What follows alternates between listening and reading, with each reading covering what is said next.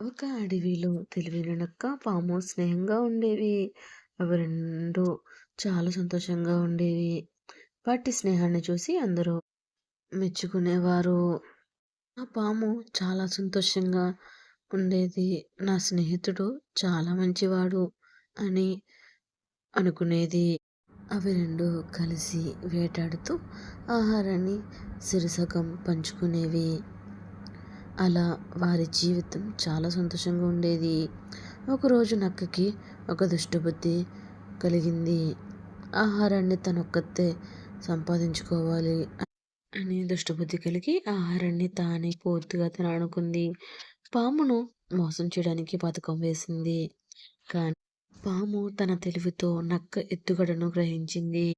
నక్క తన స్వార్థంతో స్నేహాన్ని కోల్పోయింది. స్నేహితులతో నమ్మకంగా ఉండాలని, స్వార్థం పనికిరాదని తెలుసుకుంది.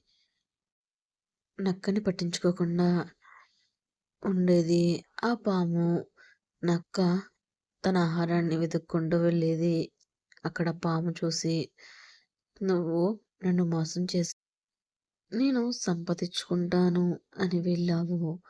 మనం కలిసి ఉంటేనే కలుసు సుఖం అంటారు. నన్ను నువ్వు మోసం చేశావు అని చెప్పి తన ఆహారం తనే తింది.